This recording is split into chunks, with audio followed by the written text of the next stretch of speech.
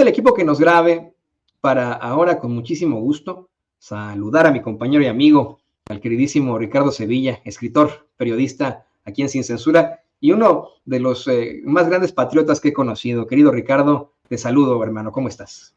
Muy bien, mi querido Toño, ¿tú cómo te encuentras? Te mando un abrazote y no sé si me mandaste un abrazo, no lo recuerdo porque mi memoria es frágil, pero si no me lo has mandado, yo te lo envío a ti, si me lo mandaste, lo recibo con mucho gusto y bueno, pues aquí llenándonos de abrazo, mi querido Toño. Estoy muy bien y escuchando muy atentamente que tienes un conocimiento amplio sobre la historia de este país. En efecto, soy un patriota. Decía Eliseo Reclus, un gran geógrafo que no ha leído desde luego en Letras Libres, que no es lo mismo ser un patriota que un nacionalista. Hacía una distinción muy interesante porque decía que mientras un patriota se bate por ideas, por conceptos, por pensamientos muy establecidos, o muy perfectamente establecidos, un nacionalista se batía por un puñado de personas, por algún lábaro patrio, etcétera, etcétera. Y yo me considero ante todo más que un nacionalista, en efecto, un patriota, mi querido Toño. Y hoy ese es el tema, de eso vamos a platicar y me da mucho gusto. Mire, yo siempre disfruto este tipo de temas culturales, especialmente con el queridísimo Ricardo Sevilla. Él me honra al decirme que soy un conocedor de la historia. Yo solo sé que no sé nada, como decía Sócrates. Pero él efectivamente, ¿no? Tiene pues esa cualidad de enciclopedia humana y hoy, por supuesto, que podemos junto con él hacer un comparativo entre los conservadores de la época que menciona el presidente López Obrador, esos conservadores que se pusieron del lado de los estadounidenses cuando invadieron México, que se pusieron del lado de los franceses cuando invadieron México, con los conservadores de hoy. Esto, pues obviamente a propósito de este incidente internacional, la invasión del gobierno fascista de Daniel Noboa, quien por cierto está de vacaciones aquí en Estados Unidos, en su natal Miami, a la Embajada de México en Ecuador. Hoy más que nunca se tienen que hacer estos análisis. Hoy, querido Ricardo, el presidente lo mencionaba, se repite la historia de México, se repite y se repite. Y yo verdaderamente no entiendo cómo es que alguien así, con la mano en la cintura, puede traicionar de tal manera a la tierra que le vio nacer. Te lo decía hace unos momentos. Una cosa es que hagan planteamientos infames en las redes sociales y en los medios corporativos, y otra cosa es que pues seas el ministro de Interior del país que invadió México, ¿no? Ojalá leyeran en algún momento estos conservadores a los que aludió el presidente López Obrador a Josefina Zoraida Hernández, una gran historiadora. Ojalá leyeran a otros historiadores muy importantes en este país que ha habido, porque los ha habido, pero no lo van a hacer, porque estos personajes están escribiendo su propia historia. Decías hace un momento que son unos traidores a la patria, son unos traidores a la patria porque ellos no tienen patria, son unos apátridas. Ellos pudieran haber nacido en el lugar que sea y no se batirían ni por una idea, ni por una sociedad, ni por un pueblo. Y hoy, como bien apuntas, el presidente López Obrador vuelve a exhibir a los conservadores, vuelve a pedirle al vocero presidencial que le coloque aquella fotografía donde aparece uno de los líderes conservadores, Lucas Alemán. En ese momento era el líder. El Partido Conservador tuvo a lo largo de su historia varios líderes, uno de ellos fue el principal Anastasio Bustamante, pero de él se habla poco. Pero en esa fotografía aparece con Lucas Alemán, van y le piden a Antonio López de Santana, que ya se había librado México de él, ya se había ido, había terminado uno de sus tantos periodos como gobernante en este país. Ellos le mandan una carta, le piden que regrese a gobernar este país. Pero eso, Toño, aunque parece historia vieja, agua pasada, no lo es, porque lamentablemente el pensamiento conservador todavía perdura y se encuentra muy arraigado en ciertos sectores de nuestro país, sobre todo en esos sectores, en los sectores intelectuales, Y bien podríamos hacer como propones un comparativo entre los viejos conservadores, esos viejos conservadores que hoy el presidente ilustra, y los actuales conservadores. Y es que en la historia mexicana hay personajes que han dejado una huella profunda, pero esa huella no es una huella benéfica, al contrario, es una huella perniciosa, bastante polémica. Le pongo algunos ejemplos. Anastasio Bustamante, el que le hablaba, Antonio López de Santana, Nicolás Bravo, Félix Zuluaga, Miguel Miramón, por decir algunos, el propio Lucas Alemán, desde luego, que son figuras que han sido objeto de críticas por sus acciones y decisiones políticas. Bustamante, Toño, tú lo recordarás perfectamente, acusado de ser dictador y de abusar de su poder durante su mandato, es uno de los ejemplos de liderazgo autoritario que dividió a la sociedad mexicana en aquella época. Santana, usted lo conoce perfectamente, triste la historia y la estampa de este personaje, uno de los líderes militares más controvertidos de la historia de este país, es conocido y recordado por sus repetidas traiciones y su papel en la pérdida de la mitad del territorio mexicano. Nicolás Bravo, por su parte, usted lo recordará, intentó derrocar al gobierno liberal de Vicente Guerrero, que era, por cierto, afrodescendiente y que lo han blanqueado en las pequeñas monografías que hay por ahí. Desempeñó el cargo de presidente interino cuando trata de derrocar al gran Vicente Guerrero, este señor Nicolás Bravo, y bueno, está también otro personaje como Zuluaga, que es acusado de haber derrocado al gobierno liberal de Ignacio Comonfort. También está Miramón, que es señalado como un general clerical que desempeñó un papel en las primeras revueltas contra la reforma que beneficiaba a este país. Pero actualmente, le digo, parece agua pasada, pero no lo es, porque hay historiadores o aspirantes a historiadores o mentirosos que se hacen pasar como historiadores, que también han generado controversias en sus interpretaciones, sobre todo de la historia de México. Le pongo algunos casos que usted conoce perfectamente. Enrique Krause, a quien yo le llamo irónicamente Enrique Crosti, el ingeniero que, como le suelen llamar, por cierto, que ayer pasé por la calle de Chilaque número 9, ahí en Coyoacán, donde se encuentran las instalaciones de Letras Libres, y él iba a tocar ahí al ingeniero a ver si me salía a abrir la puerta. Desde luego no lo iba a hacer. Este señor, acusado de haber obtenido contratos millonarios de los gobiernos anteriores, podría haber influido en la objetividad de ciertos sectores o que ciertos sectores han tenido de la visión de la historia de este país, porque yo me sorprendo cada vez más, porque esta embestida del presidente López Obrador contra Enrique Krause le ha beneficiado a Enrique Krause y ha vendido en este sexenio, Toño, cualquier cantidad de libros. Antes nadie lo leía, antes nadie lo pelaba, y hoy ahí van a comprar sus libelos. Está Gabriel Said, que Gabriel Said es el mero sabor ranchero, es el personaje que está detrás de Enrique Krause. Es considerado un ideólogo de los panistas y de los conservadores, porque también podría haber influido en su perspectiva histórica.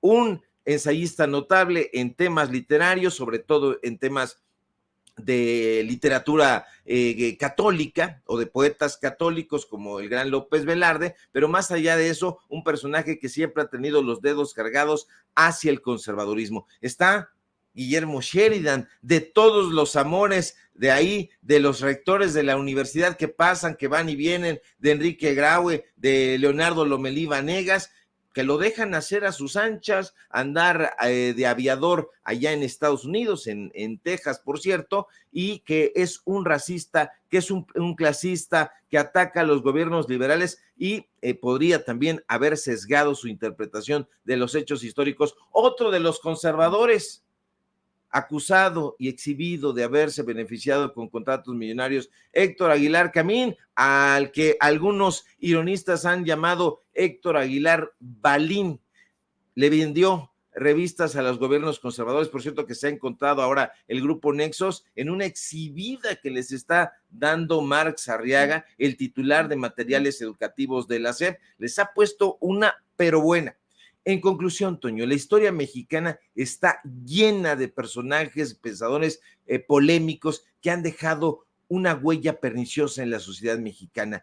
Su legado ahí está, desafortunadamente. Hay que entrarle a la riqueza enorme que tiene la historia de este país. Yo invito a leer a Zoraida, está por acá atrás, no le voy a dar la espalda a usted, pero por aquí atrás tengo los libros de Josefina Zoraida. Hay otros también que, aunque suelen estar cercanos, poquito tratar con Enrique Krause, porque no se pueden librar del trato con este personaje pernicioso que está en todos lados, pues también le han entrado de una manera, digamos, más profunda, más equilibrada a la historia mexicana. Está el caso de Javier García Diego, no sé si lo hayas leído, mi querido Toño, pero es reconocido por su objetividad, rigor académico, y desafortunadamente pues ha tenido una cierta amistad con Enrique Krause, pero el conservadurismo muy vigente. ¿Tú cómo los pondrías, mi querido Toño? ¿Quién pensarías que es Zuluaga? ¿Guillermo Sheridan? Porque Anastasio Bustamante definitivamente no lo es, y Lucas Alamán.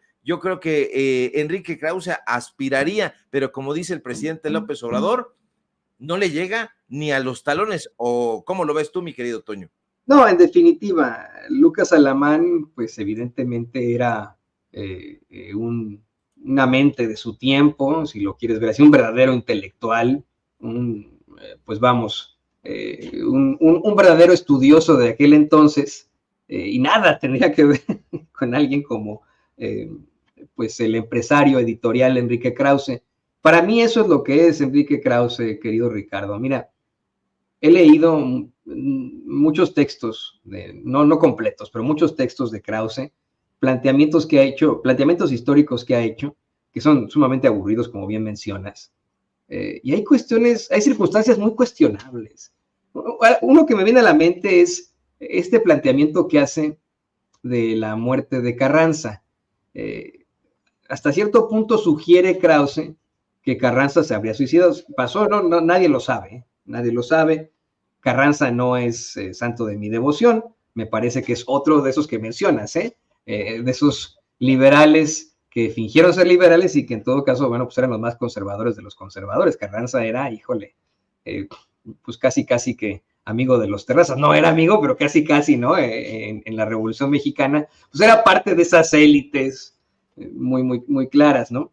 Medio hipsterón, ¿no? Con su look medio hipster, ahora calificaría entre los hipsters, y en efecto, es que el caso de Carranza es muy interesante. En algún momento sería interesante platicar sobre este personaje, pero era como una veleta, iba y venía, se paseaba libremente entre los conservadores, pero como bien apuntas, se hacía pasar por un liberal. Sin embargo, en cada una de sus intervenciones, en su gestión atropellada como presidente de este país, dejó mucho que desear. De hecho, ni siquiera es uno de los referentes del presidente López Obrador. Si usted lo escucha con atención, él se ha referido muy bien, desde luego, porque son sus referentes, a Benito Juárez y al caso de Madero, pero de ahí en fuera, probablemente de cuando en cuando el Tata Cárdenas, pero los demás es que han estado, mi querido Toño, entre Azul y Buenas noches, ya estaban sentando las bases de lo que no mucho tiempo después sería el germen del PRI.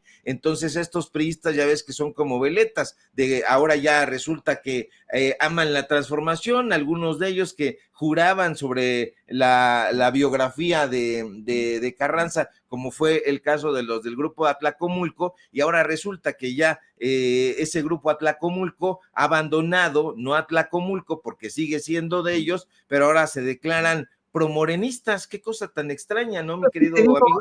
Se repite la historia. En el caso de Carranza, fíjate, Carranza es asesinado por sus ahijados políticos. O sea, esos que le ayudan a Carranza a combatir a Villa, que vencen a Villa, ese Álvaro Obregón, ese Plutarco Elías Calles, son los que se le convierten y los que terminan asesinando a Carranza. O sea, ahí ves cómo se repite la historia.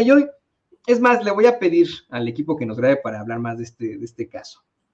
estamos platicando el queridísimo Ricardo Sevilla, escritor y periodista, y su servidor, sobre cómo es que la historia se ha venido repitiendo al hablar de conservadores, de liberales, de traidores a la patria, pero también hay que pensar en esto que nos plantea el queridísimo Ricardo Sevilla, cómo es que en otros momentos históricos hubo una serie de cambios políticos siempre apuntándole al poder. Hablábamos de la figura muy controvertida de alguien como Venustiano Carranza, que a pesar de decirse maderista, siempre se opuso a la repartición de tierras, era un personaje muy ajeno al pueblo, muy ajeno a otorgar algún tipo de justicia social para la gente, un sujeto también muy violento, hay que decirlo con todas sus letras, y se le atribuye la Constitución del 17, pero él es el creador de la llamada Ley Juárez, con la que sin ningún tipo de juicio se ejecutaba, se fusilaba a cualquier persona que estuviera en contra de su régimen. En principio se ejecutaba a todos los que se levantaron en contra de Madero, pero luego se transmutó, hubo una metamorfosis a lo feo, a cualquiera que estuviera en contra de él tendría que ser ejecutado, y pues no, ¿verdad?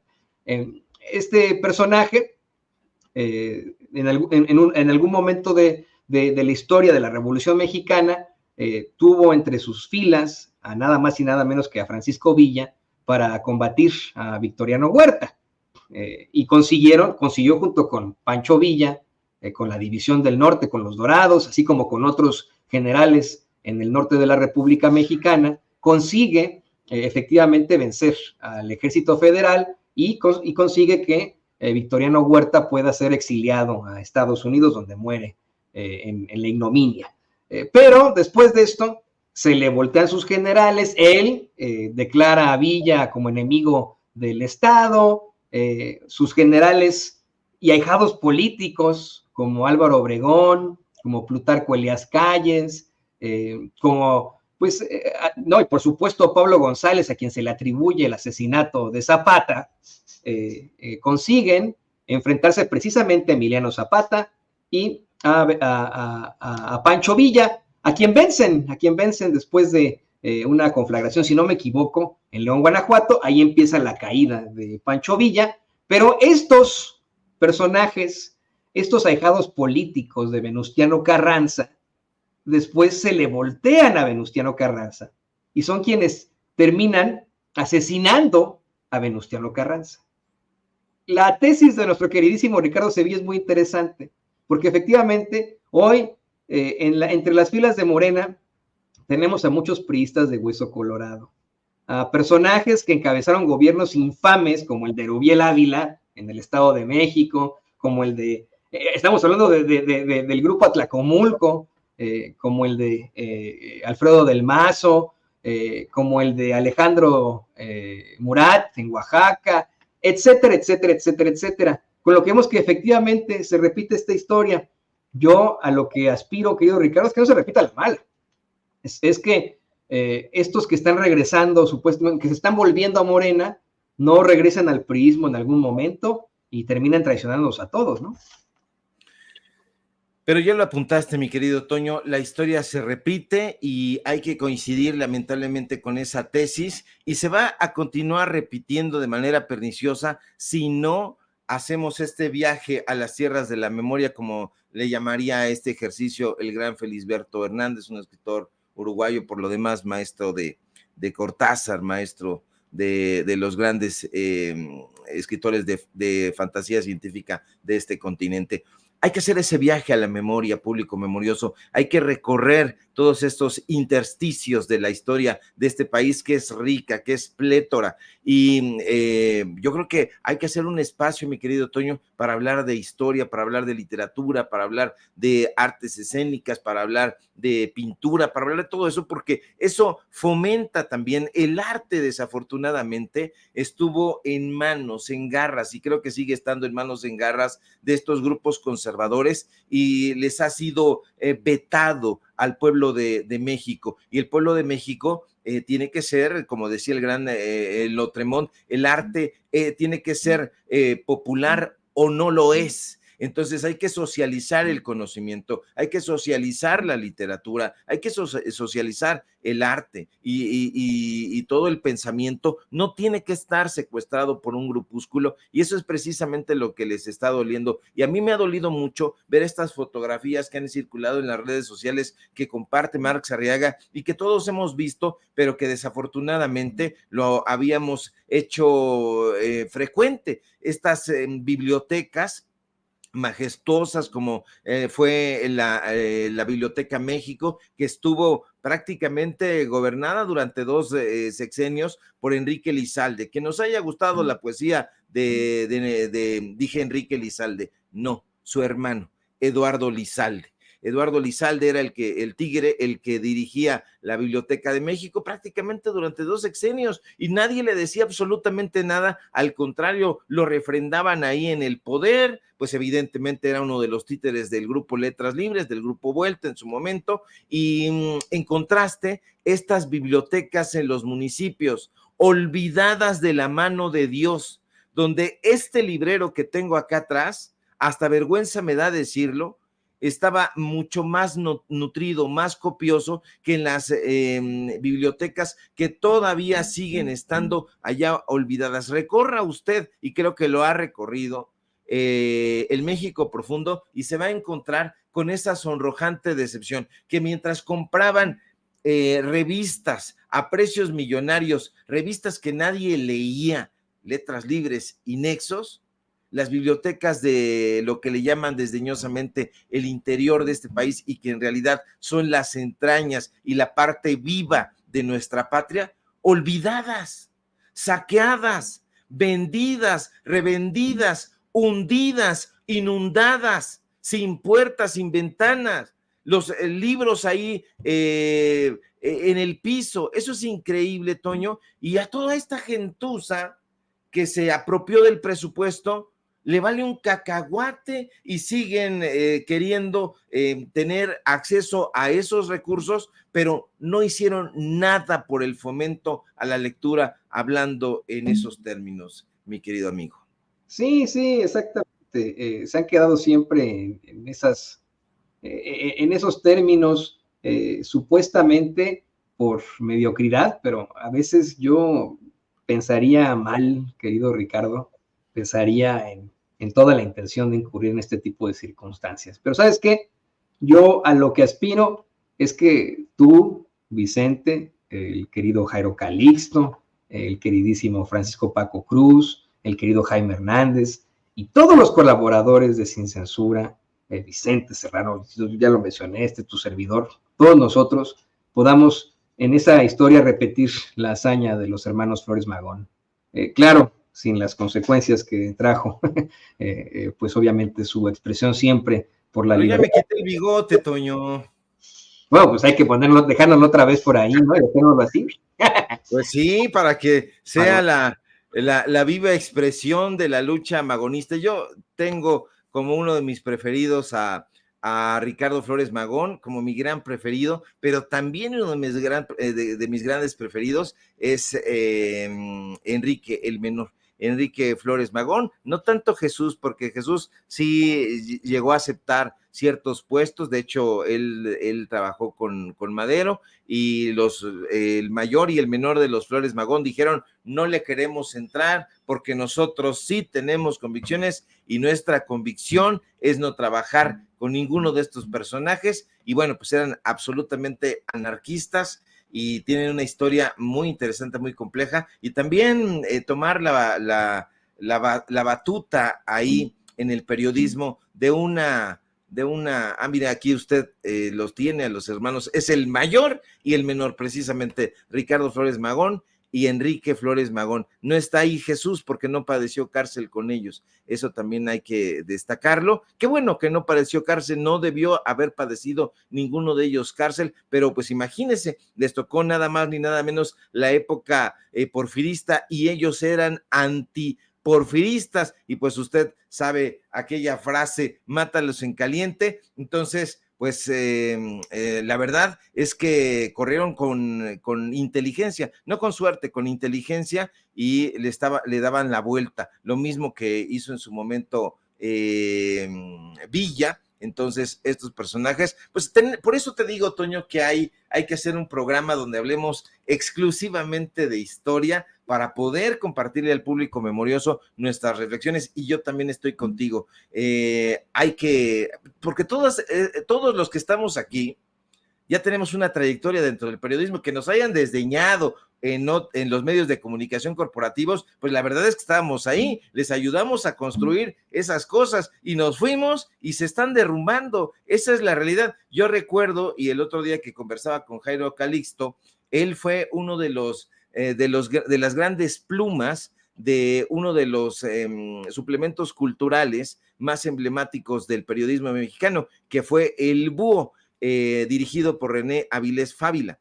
Y Jairo Calixto, pues era una de las plumas en aquel momento más pujantes. Ojalá retomara también en algún momento la literatura, porque hace falta los suplementos culturales. No los hay, y si los hay, la verdad es que nada más son ejercicios onanistas. Si no, ve ahí El Laberinto, y vea que el Laberinto que está en el Universal, el otro que, ¿cómo se llama? No me acuerdo, el que está en Milenio, pero que dirige José Luis Martínez. En fin, puros ejercicios onanistas, mi querido Toño, pero ya nos estamos desviando. Me vengo de regreso a ver qué podemos platicar, a ver si platicamos de Proceso. ¿Nos da tiempo?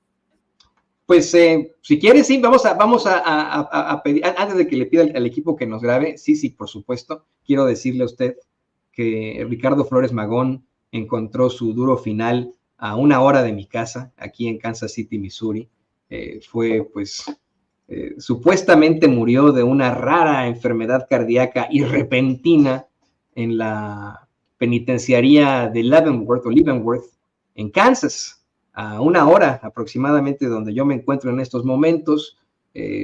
Pues ahí dieron a conocer los celadores que pues supuestamente había padecido de pronto de una enfermedad cardíaca, pero muchos de sus amigos, médicos incluso, siempre hablaron de la muy buena salud de Ricardo Flores Magón. Historiador que usted conozca le dirá a usted una y otra vez que persona que muere o se suicida en la cárcel, persona que fue asesinado por las autoridades. Pero bueno, ya iré muy pronto a la penitenciaría de Leavenworth a ofrecer mis respetos a la memoria de Ricardo Flores Magón. Para cerrar, le pido al equipo que nos grabe. Hablemos sí, querido Ricardo, de esta circunstancia que rodea a la, ya digo cada vez más, a la empanizada revista Proceso. Lamentablemente, mi querido Toño, porque una vez más la sombra de la corrupción se cierne sobre la revista Proceso, y eso plantea, hay que decirlo lo más objetivamente posible, un enorme desafío a la integridad periodística. Y es que todo mundo debería saber que aquí, en este gremio, en el gremio periodístico, la integridad editorial y la independencia son los pilares fundamentales que sostienen la credibilidad de nuestro trabajo. Sin embargo, en el caso de la revista Proceso, desde hace tiempo, ya bastante tiempo, una sombra de duda cae sobre su reputación.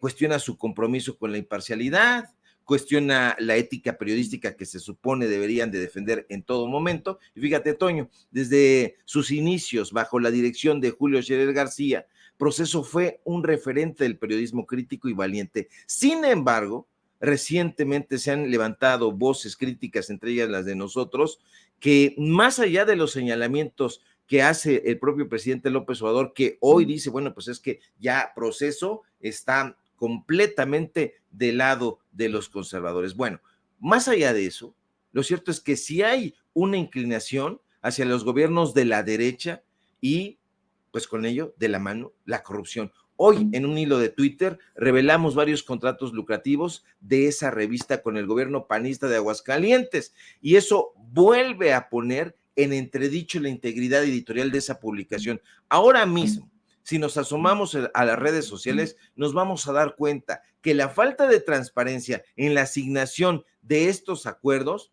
es lo que hace que exista una sospecha de posibles influencias en la línea editorial, y eso ha generado un debate que en la revista Proceso no quieren atender. Pero ya basta, Toño, de tratar de verle la cara al pueblo de México, ya basta de querer mentirle a la población.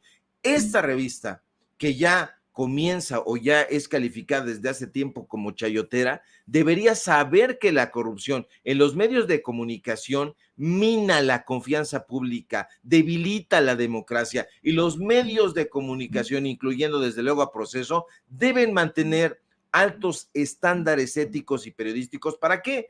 Para que preserven su papel como guardianes de la verdad, de la transparencia, de la verdad con justicia, dirías tú. Pero te digo más, la figura de María Scherer Ibarra, hija de Julio Scherer García, y actualmente pues la mano que mece la cuna ahí en Proceso, ha sido objeto de críticas por sus conexiones familiares con figuras políticas de la derecha, en concreto con el PAN. Que no se nos olvide que María Scherer es esposa de Juan Ignacio Zavala, y Juan Ignacio Zavala, usted lo sabe, es el cuñado de Felipe Calderón, es el hermano de Margarita Zavala, y estas relaciones peligrosas han alimentado la percepción. Déjeme aquí, porque está escribiendo Ricardo Chavarría, entonces hay que mandarle un saludo, pero ya le habíamos dicho que estábamos en programa. En fin, saludos ahí.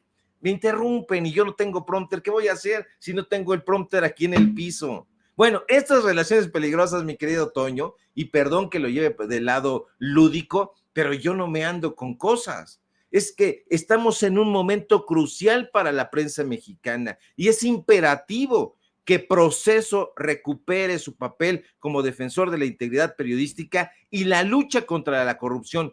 Es necesario, pero ¿sabe qué? Desafortunadamente no lo va a hacer. Proceso ha tenido la oportunidad de reafirmar en varios momentos su compromiso con la verdad, con la ética periodística. Puede, si quiere, estar del lado de la integridad y de la transparencia. Olvídese usted si del lado correcto o incorrecto de la historia, porque eso sí está por verse. No se puede saber a ciencia cierta, pero la apuesta periodística debería ser con la defensa de la responsabilidad en los medios de comunicación. Pero ¿sabes qué, Toño? No lo harán. Y te digo más ya para rematar, jamás volverán a ser el faro de integridad periodística que alguna vez fueron. Sí, y definitivamente Latinus no es como Proceso de los 70, así como mencionó el empresario editorial Enrique Krause. Esa es una realidad. Latinus es como el Proceso de hoy, en definitiva. Esa sí es la realidad. Pero Ricardo, yo quiero agradecerte por esta muy interesante plática que tuvimos y te pido que se repita, que podamos hacer un programa especial, a ver si aquí en Sin Censura o en Los Datos Duros cuenten conmigo.